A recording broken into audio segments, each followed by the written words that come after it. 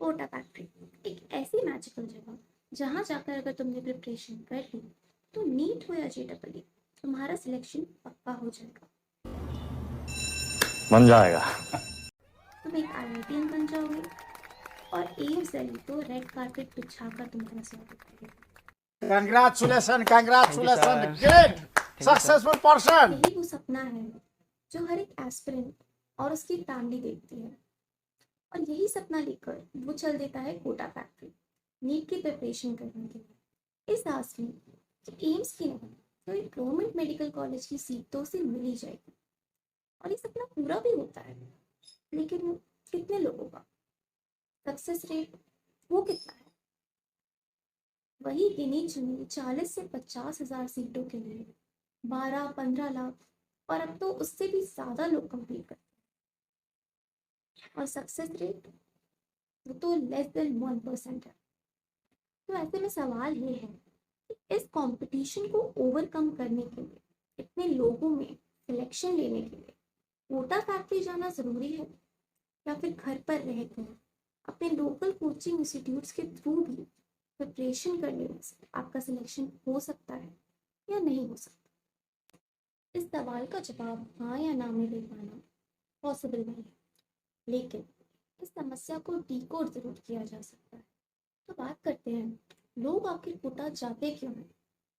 कोटा में सभी coaching grounds के बेस्ट सेंटर्स हैं और लगभग पूरी कंट्री के बेस्ट टीचर्स वहाँ पर आते हैं। लेकिन ये तो सिर्फ एक झांकी है, इसके अंदर की सच्चाई ये है कि ये टीचर्स रोज की लगभग 5 से 7 क्लासेस लेते हैं, और बैचेस का साइज भी 150 से ज़्यादा तक का होता है, even in the best institutes. अब कुछ लोग कहेंगे तो इसमें क्या, इंडिया की पॉपुलेशन ही इतनी ज़्यादा है। लेकिन सिर्फ बैच का साइज प्रॉब्लम नहीं है, तुम्हें हॉस्टल या पीजी में रहना पड़ेगा, जहाँ मान लेते हैं कि तुम्हें अच्छा अकोमोडेशन मिल गया, लेकिन अच्छा खाना मिलेगा या नहीं इसकी गारंटी ले पाना मुश्किल ही नहीं नामुमकिन है।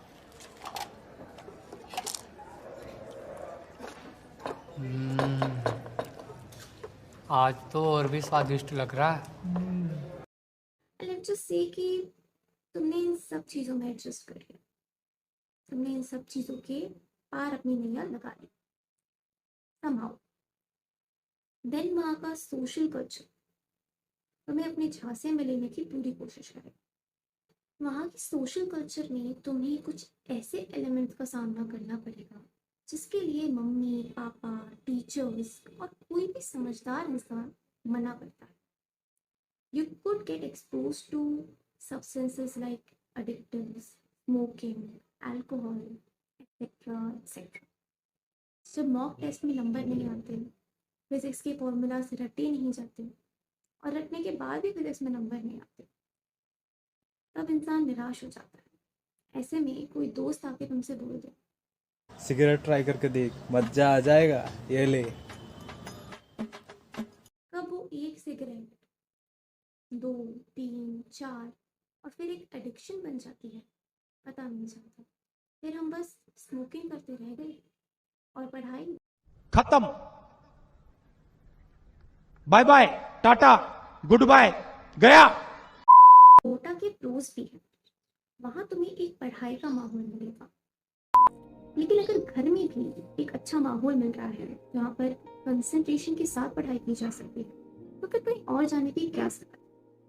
क्योंकि घर पर रहने से तुम्हारे एक्सपेंसेस भी बचेंगे, तुम्हारी मेंटल पीस भी प्रिजर्व रहेगी, और जितनी भी प्रॉब्लम्स मैंने आज डिस्कस करी है उनसे भी बच जाओगे। अगर तुम सेल्फ डिसिप्लिन हो, शेड्यूल को फॉलो कर सकते हो, तो कोटा जाने की जरूरत नहीं है।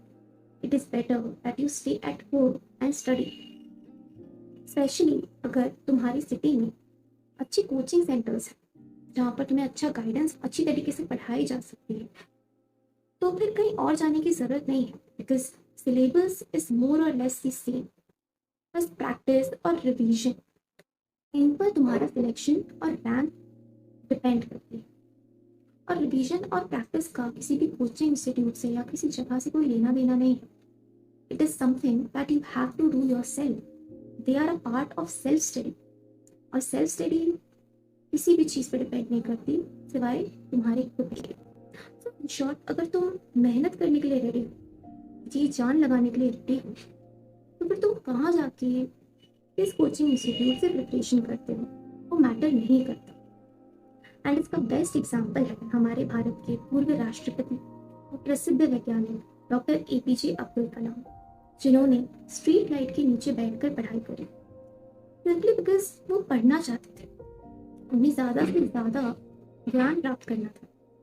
इसलिए बस काम करते रहो और फल की चिंता मत करो, बिकॉज इन दी एंड तुम्हारी मेहनत ही आगे चलकर तुम्हारे काम आएगी।